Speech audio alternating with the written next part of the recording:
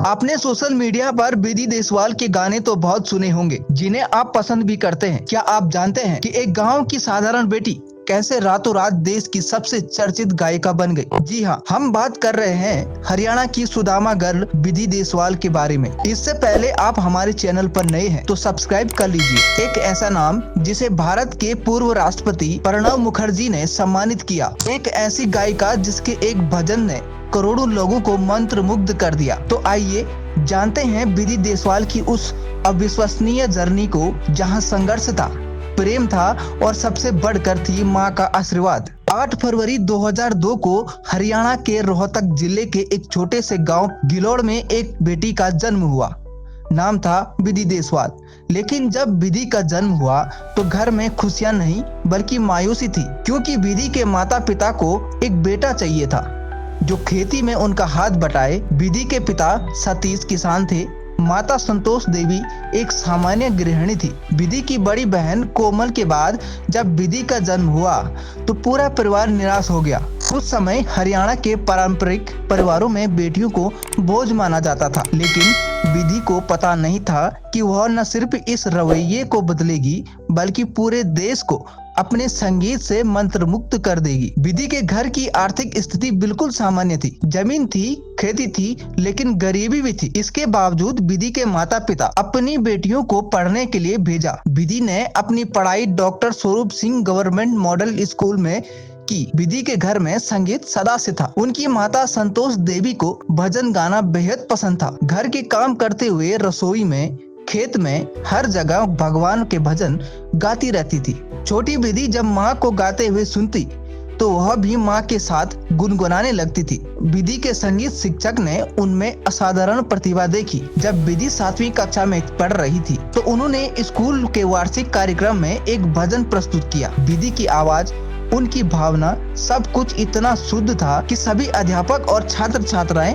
मंत्रमुग्ध हो गए। स्कूल के प्रिंसिपल को विधि का प्रदर्शन इतना पसंद आया कि उन्होंने तुरंत उसे 500 रुपए का पुरस्कार दिया।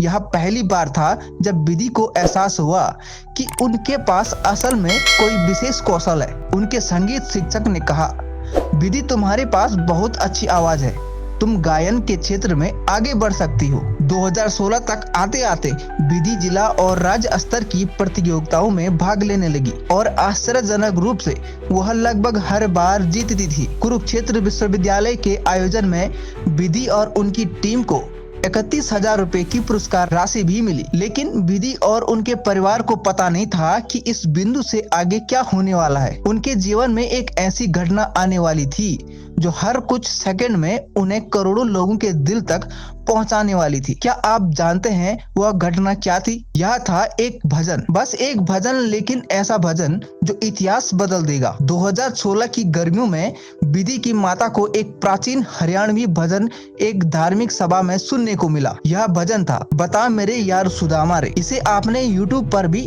काफी बार सुना होगा। यह भजन भगवान कृष्ण और उनके मित्र सुदामा की पवित्र मित्रता पर आधारित था। माता ने इस भजन को सुना तो उन्हें इतना अच्छा लगा कि उन्होंने इसे कागज पर लिखा। घर आकर माता ने यह भजन विधि को दिया और कहा, इसे सीख लो बेटा, यह अच्छा भजन है। विधि ने माता की बात सुनी, लेकिन यह सिर्फ एक भजन नहीं था, यह एक माँ का प्रेम था जो कागज पर लिखा हुआ था। विधि के संगीत शिक्षक रामधन गोस्वामी ने इस भजन को सुना और तुरंत एक अद्भुत संगीत व्यवस्था की। उन्होंने विधि से कहा, विधि यह भजन तुम्हारी आवाज के लिए परफेक्ट है, हम इसे स्टूडियो में रिकॉर्ड करेंगे। 2017 की शुरुआत में विधि और उनकी कुछ साथियों ने इस भजन को रिकॉर्ड किया और 4 फरवरी 2017 को YouTube पर अपलोड कर दिया। उन्हें क्या पता था कि यह भजन उनकी किस्मत ही बदल देगा। पहले हफ्ते में ही हजारों व्यूज, पहले महीने में ही लाखों व्यूज, और फिर यह भजन वायरल हो गया।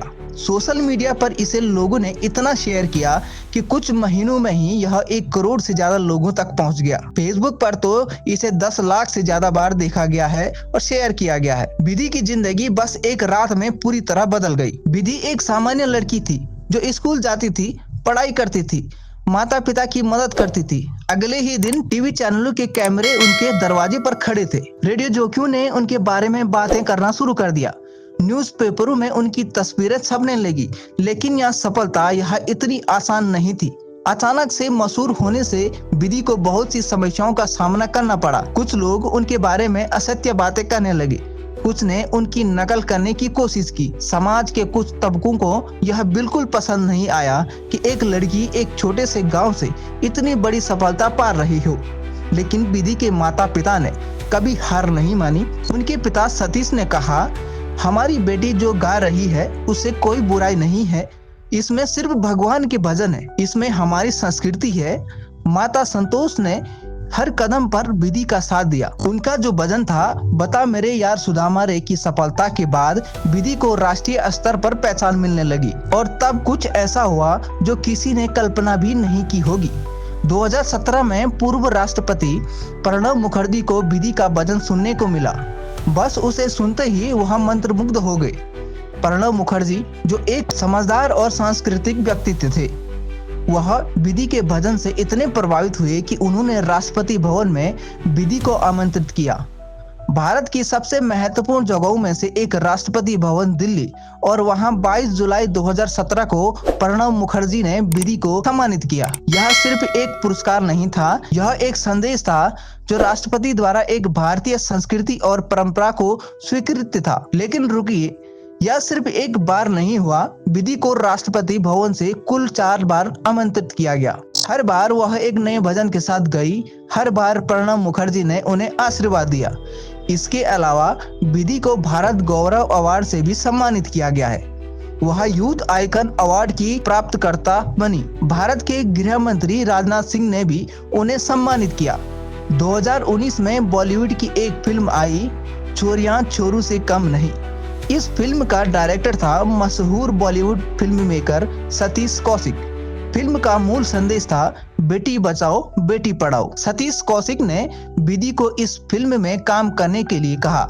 विधि ने न केवल इस फिल्म में अभिनय किया बल्कि फिल्म का मुख्य गाना भी गाया। लेकिन अभी विधि और उनके परिवार को एक शर्त थी, अगर किसी गीत के बोल उन्हें सही नहीं लगते तो वह उस गीत को नहीं गाएंगे।